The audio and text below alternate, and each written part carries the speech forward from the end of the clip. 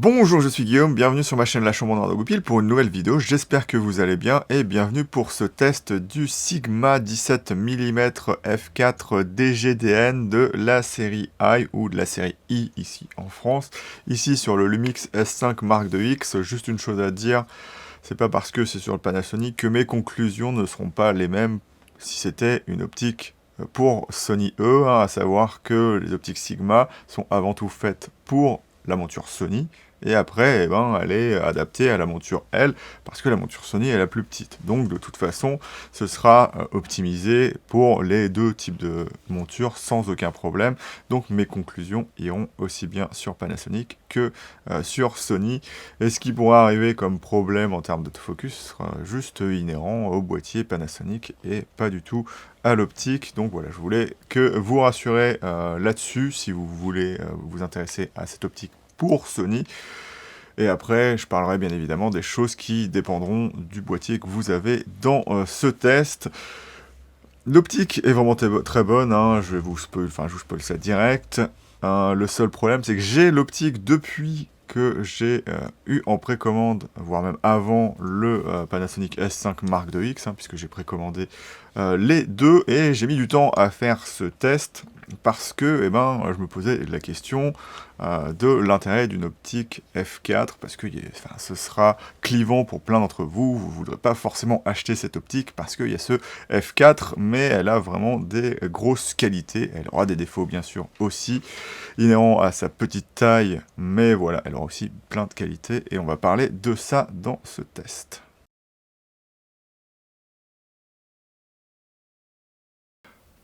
Regardons les caractéristiques de l'optique sur le site Sigma directement, ce sera beaucoup plus simple.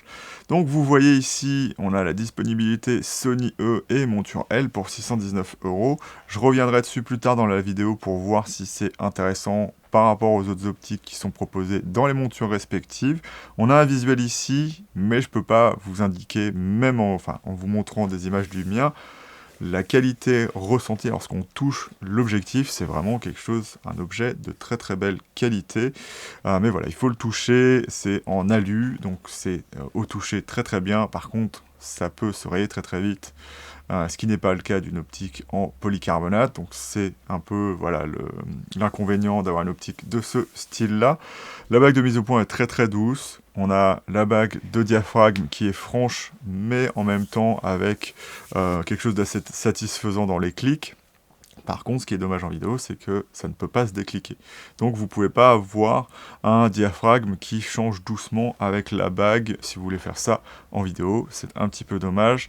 On est sur la version ici Sony, parce que la version monture L a une bordure ici, donc une espèce de lèvre, parce que la monture est un petit peu plus grande et le détrompeur pour le rentrer dans l'appareil photo est pas au même endroit et pas indiqué par un marqueur physique, du moins sur mon S5 Mark IIX, mais par le bouton de déverrouillage de l'objectif. Donc si on passe en dessous, on va voir maintenant les caractéristiques. C'est bien évidemment une optique plein format pour appareil photo hybride, avec une formule optique qui est plutôt simple au final. C'est en nombre et en groupe l'équivalent d'un 50 mm 1.8 par exemple. Donc quelque chose où on peut avoir quand même pas mal de piquets, et voilà, ça peut être intéressant de ce côté-là. Par contre, on a 3 lentilles asphériques, ce qui est obligatoire sur un 17 mm, et pourquoi je dis par contre, ça peut entraîner de la distorsion. Voilà, c'est pas miraculeux. On va voir ce que ça donne du coup après dans le test. Et on a 2 éléments SLD, ce qui veut dire chez Sigma Super Low Dispersion, qui est indiqué vraiment ici si vous voulez le voir. Donc ça devrait aider la formule optique plutôt simple à avoir des bonnes performances, et encore une fois on verra s'il y a du flair ou des choses dans le genre dans l'optique un petit peu plus tard. On a un angle de 103,7 degrés.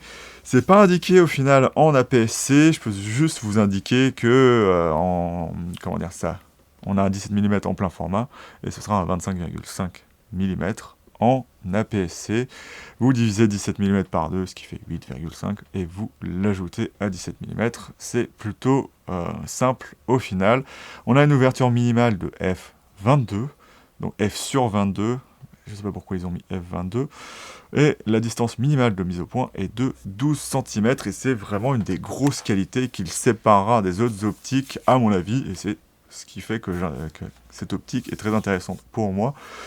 Du coup, on a un rapport de macro qui est de 1,3,6, donc on n'est pas loin du rapport 1,2, ce qui est vraiment pas mal, surtout pour un 17 mm.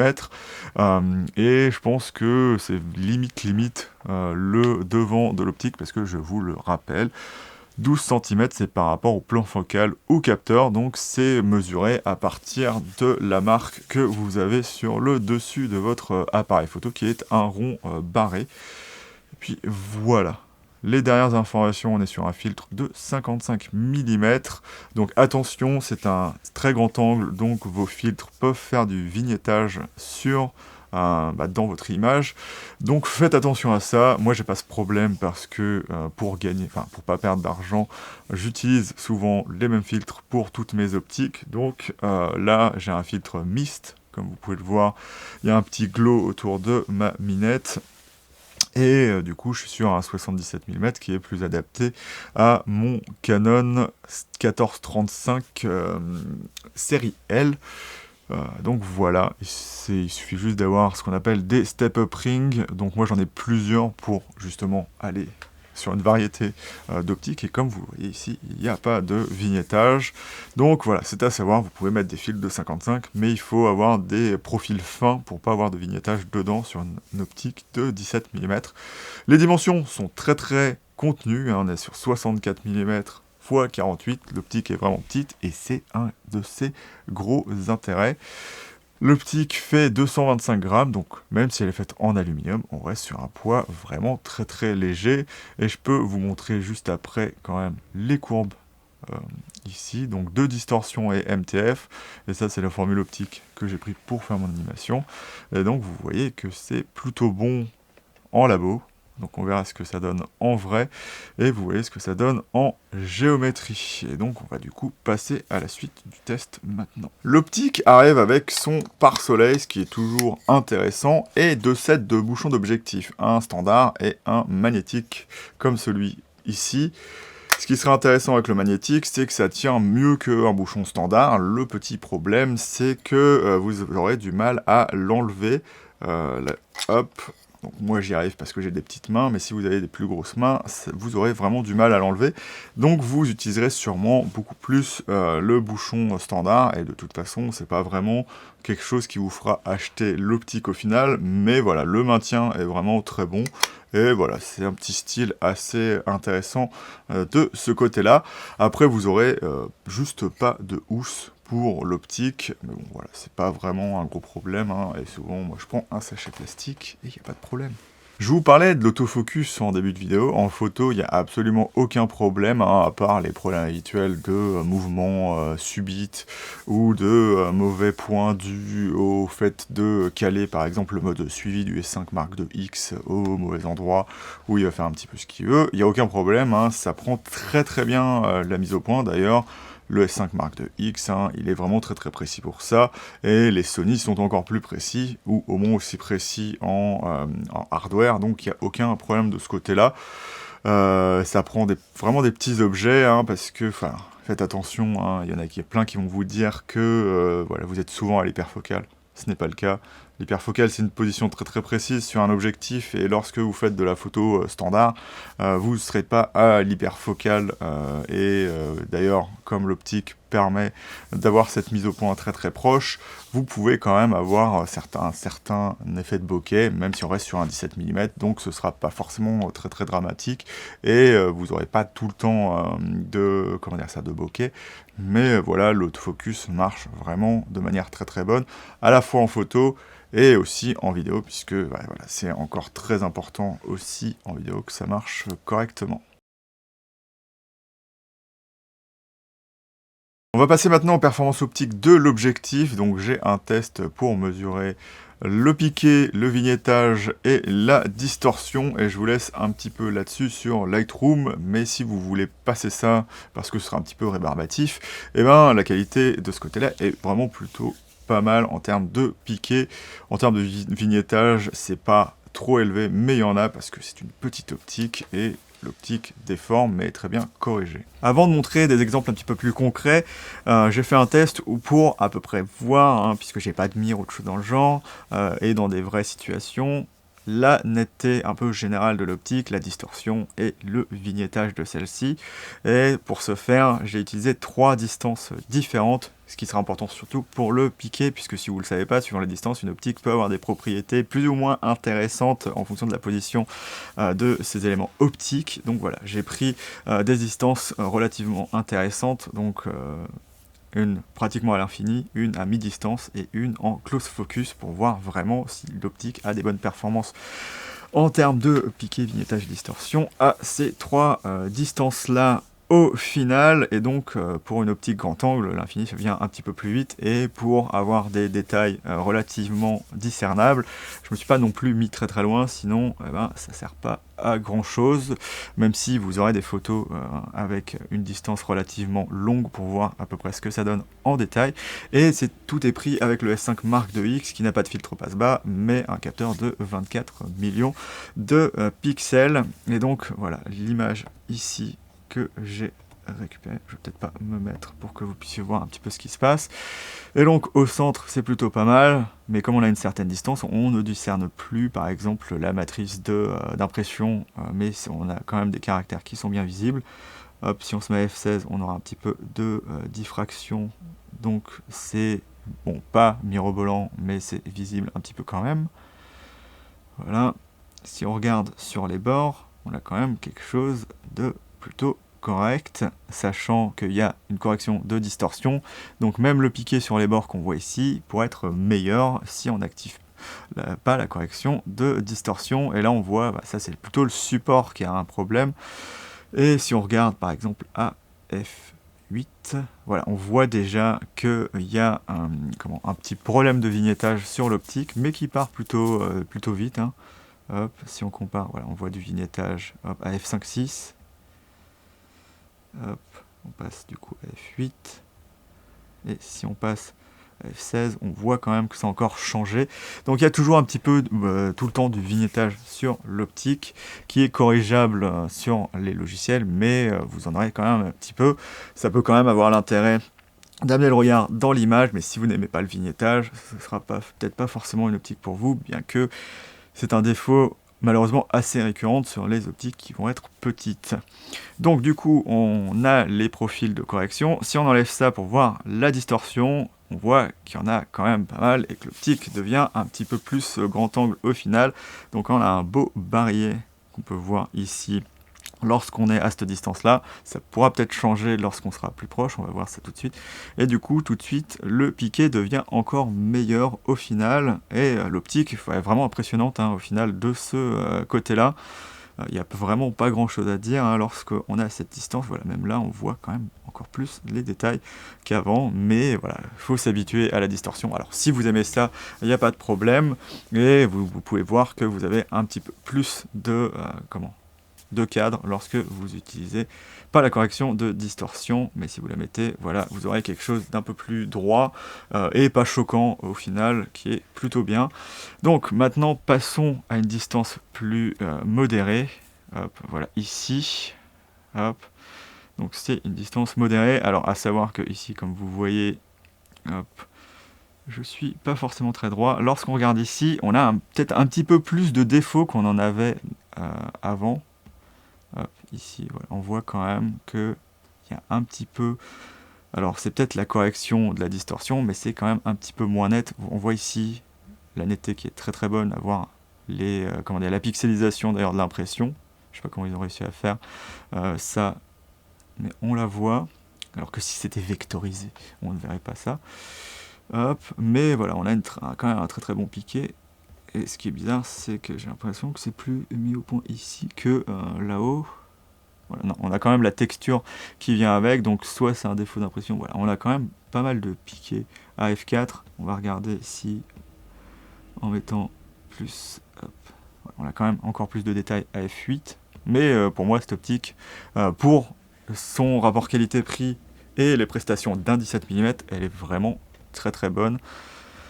Hop, ici on voit les détails, Donc ça doit être aussi un problème de plan. Je suis pas forcément super droit par rapport, je dois l'admettre, à l'affiche. Et l'affiche, elle est bombe. Comme vous le voyez, elle n'est pas vraiment non plus plaquée sur le mur qui est un mur en tôle. Donc de toute façon, ce sera pas droit.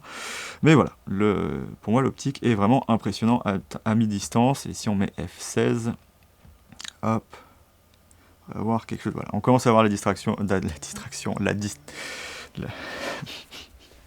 oh mon dieu. Diffraction, désolé.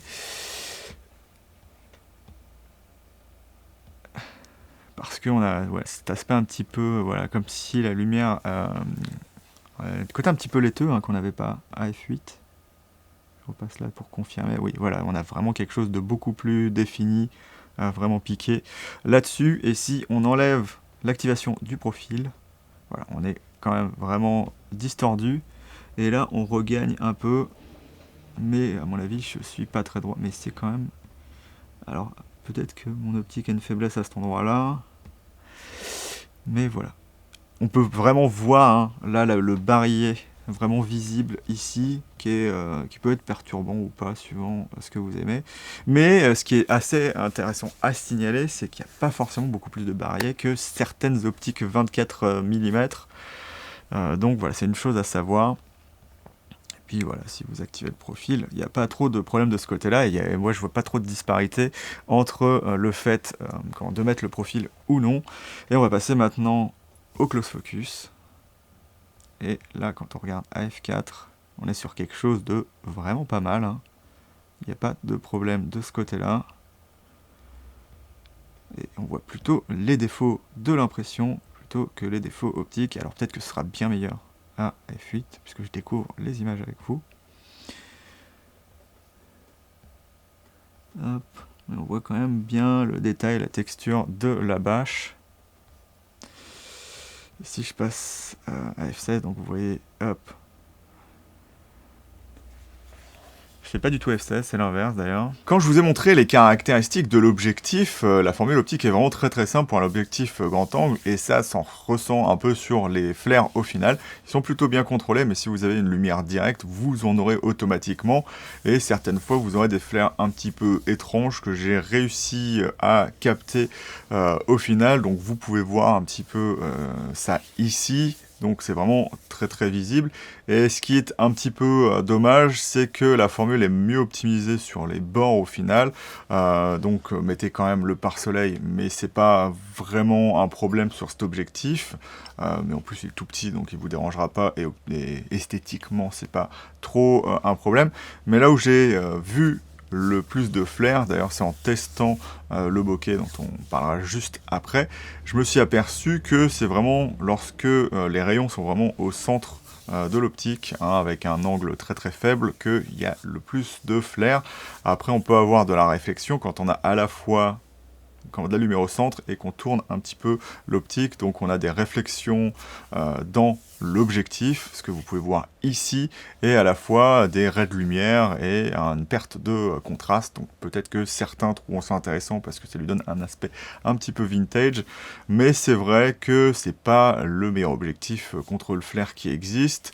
Mais après, ça n'apparaît pas tout le temps, il faut bien s'en rendre compte. En conditions contrôlées, il n'y aura jamais de flair avec l'optique, ce qui est plutôt intéressant. C'est vraiment surtout lorsqu'on a des zones, à contraste très fort entre quelque chose de très lumineux et de beaucoup moins lumineux que ça arrivera à coup sûr. Parlons maintenant un peu des billes de bokeh, c'est quelque chose qui est toujours intéressant. Donc sur une optique 17 mm f4, on pourrait se dire que c'est pas vraiment un sujet, mais comme il fait la mise au point très proche, on peut avoir affaire à certaines fois à des specular highlights ou du bokeh de lumière directe qui se verra avec l'objectif. Ma première conclusion, c'était de dire que au final, les 7 lamelles se voyaient pas forcément, mais dans certains cas, dans le flair ou dans les saletés qu'on voit sur l'objectif, on peut voir des fois ces lames, donc je me réserve un peu le droit de dire sur les lumières directes, on le verra pas forcément, mais sur les specular highlights ou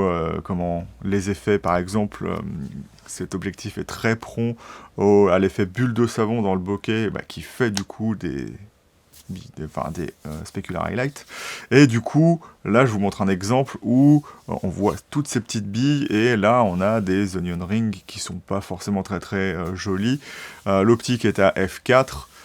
Donc on voit de belles billes de bokeh quand même, c'est à vous de voir si c'est quelque chose d'intéressant, mais normalement un bokeh comme ça, c'est pas forcément du plus bel effet, surtout que comme on le voit ici, on a du loquet dedans, on a une frange verte sur nos billes de bokeh, ce qui est jamais terrible, et donc du coup voilà, pour transitionner, dans les aberrations chromatiques, il n'y en a pas beaucoup. Honnêtement, tout ce qui va être vraiment frange du contraste avec une lumière très vive sont très peu visibles, et en manuel, moi je mets toujours, sur n'importe quelle optique, je mets toujours 3 en manuel sur la correction des aberrations chromatiques, donc comme elles sont vertes et violettes sur cet objectif, donc du standard, il n'y a pas d'ajustement plage de correction qui sont à faire, et donc ça se corrige vraiment très bien. Mais il y a un problème vraiment de loquet sur cette optique. Alors ce qui est assez marrant, c'est que j'ai pas vu trop de franges violettes, donc avant la mise au point, il n'y a pas vraiment de loquet, mais derrière, on va vraiment avoir des franges vertes vraiment assez visibles, et pas esthétiques dans le bokeh, et donc vous les verrez peut-être pas, mais à partir du moment où on sait quoi chercher, on les voit vraiment beaucoup. Donc voilà, je vous préviens, il y a quand même vachement de loquet sur cette optique. Pour ce qui est de la stabilisation, l'optique en étant dépourvue, eh ben, ça dépendra du système que vous utilisez, bien évidemment, parce que on est aussi bien sur monture E que sur L-mount, mais sur la monture L, eh ben, on a 3 fabricants, donc suivant le fabricant. Il semblerait que ce soit Panasonic qui s'en sorte le mieux, surtout que sur la 7 IV par exemple qui me filme ici, on n'a pas la stabilisation active qui sera disponible sur l'optique, puisque c'est que les optiques Sony, et encore certaines optiques Sony, qui en bénéficient. Donc voilà, et puis à part acheter un A7R5, on n'a pas de stabilisation sur le capteur qui soit si convenable que ça. Alors la prochaine génération pourra me faire mentir, et j'espère qu'elle me fera mentir, mais pour l'instant, un A7 IV, ce sera pas la folie avec cette optique. Bien évidemment, ça dépendra surtout de l'opérateur, et voilà, c'était à peu près ce que j'avais à dire. Sur le Panasonic S5 Mark II X que j'ai bien évidemment entre les mains, et donc j'ai pu tester la stabilisation dessus, c'est pas non plus parfait, parce que la stabilisation optique et même la stabilisation électronique sont optimisées pour les optiques de 20 mm et au-delà. En dessous, c'est un petit peu problématique, et plus on sera grand angle, et plus on verra du wobbling arriver, et cette optique ne fait pas exception, même si on peut faire des plans très bons.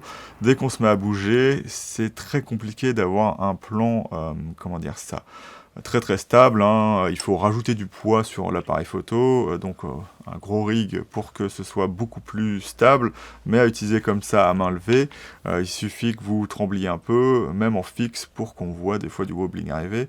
Donc ça peut arriver comme ça peut ne pas arriver, ça dépendra surtout de la personne qui utilise l'appareil photo, donc voilà, c'est possible d'avoir du wobbling dessus. J'en ai été, le sujet, et puis voilà pour la stabilisation. Le moteur de diaphragme marche aussi, lui, très bien, on n'a pas de saute dans l'exposition, ça pourrait arriver sur certaines optiques, mais c'est pas le cas ici, donc c'est aussi doux.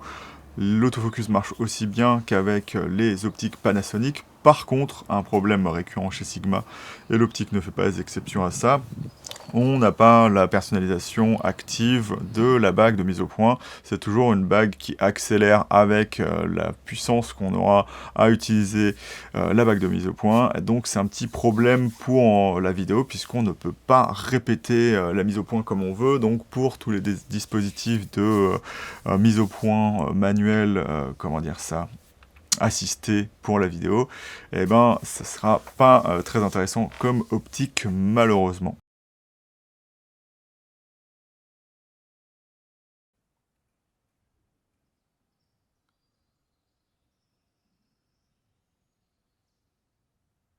Il va être temps du coup de conclure sur l'optique. Moi je la trouve vraiment très intéressante, je me suis dit je voulais voir vraiment ce que donnait la I-Series lorsque je l'ai acheté, et c'était vraiment une optique pour entrer dedans qui était vraiment assez originale, 17 mm f4.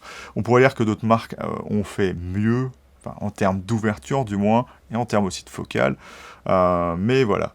Cette optique est un 16 mm corrigé 17 mm pour qu'il n'y ait pas de distorsion, f4 certes, mais la qualité est bien meilleure que par exemple le 16 mm Canon, et d'ailleurs on l'a pas dans cette monture, donc il n'y a même pas de question à se poser en termes de comparaison de ce côté-là. L'optique fait très bien l'autofocus, le piqué est vraiment présent et ça fait plaisir, hein. Le mode haute résolution là-dessus, il n'y aura aucun problème et vos photos ce seront nickel. Après, bien évidemment, hein, c'est une ouverture f4, mais c'est largement comblé pour moi par le close focus qui permet de faire des choses uniques qu'aucune autre optique pourrait faire à sa place, et c'est vraiment pour moi ça l'atout de cette optique, d'avoir une petite optique qui peut me servir à avoir des plans originaux, sachant que j'aime bien filmer les objets que j'utilise pour mes tests, et ben voilà, ça fera une optique qui pourra m'apporter quelque chose de plus en termes de visuel, et donc j'en suis assez content. Maintenant, comme on est sur la conclusion, eh ben on va parler un petit peu de la comparaison, et c'est vrai qu'il y a quand même des choses assez intéressantes qui peuvent s'opposer au Sigma. Par exemple, si on part chez Sony, certes, en offre Sony même, on n'a aucune chose qui se compare à ce Sigma en termes de focale du moins, mais on a quand même ce Viltrox 16 mm f1.8 qui certes est assez gros et aussi grand par exemple que le 20 mm 1.8 qui me filme ici, mais on est sur quelque chose quand même qui va vraiment pas mal marcher. La stabilisation sera aussi mauvaise sur le Sigma que sur le Viltrox, hein. Après, je dis mauvaise, elle pourrait être aussi bonne, mais voilà, ce sera pas aussi bon par exemple qu'une optique Sony native qui utiliserait la stabilisation active, c'est ça que je veux dire. Et donc voilà, de ce côté-là, le Sigma fait pas le figure, surtout que l'optique Viltrox est moins chère ou au même prix que cette optique, pour une optique qui est ouverture à 8 et qui est vraiment très très bonne à ce qu'on en dit.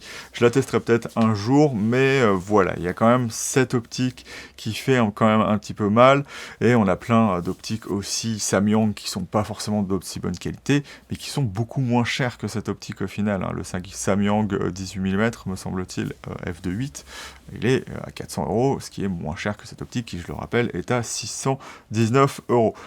Côté, d'ailleurs aussi, ça s'oppose à la fois côté Panasonic et côté aussi Sony à des optiques qui vont être aussi intéressantes, parce qu'on a un zoom par exemple, le 16-28 de chez Sigma encore une fois. Donc Sigma fait sa propre concurrence ici, qui apparemment est vraiment très intéressant. Même si un des aspects intéressants de cette optique reste son focus breathing vraiment absent, et j'ai pas l'impression qu'aucune des autres optiques ait des performances aussi bonnes de ce côté-là. Donc si c'est vraiment quelque chose qui vous intéresse, ce sera un intérêt pour vous d'acheter cette optique. Pour ce qui est vraiment du côté Panasonic, on a certaines optiques, là surtout une optique qui va vraiment être intéressante, mais au final, plus j'avance dans l'utilisation de l'optique et plus le temps passe au final même, plus les différences se creusent en termes de prix. Avant c'était 200 € de différence, maintenant on passe à un petit peu moins de 300 € de différence entre les deux, donc ça justifie encore plus l'usage de ce 17 mm contre, j'en ai pas parlé, mais le 18 mm f1.8, même si apparemment ça reste une des grosses références du système L, chez Panasonic, ce 18 mm f1.8, et en termes d'ergonomie, c'est un petit peu différent de ça. Mais bon, voilà, c'est à vous de voir si vous préférez les qualités visuelles et physiques d'une optique, à avoir une optique 1.8 qui reste quand même vraiment très très intéressante au final. Je sais pas si je la testerai un jour, mais voilà, il y a cette chose qui peut vraiment se comparer allègrement à ce 17 mm f4.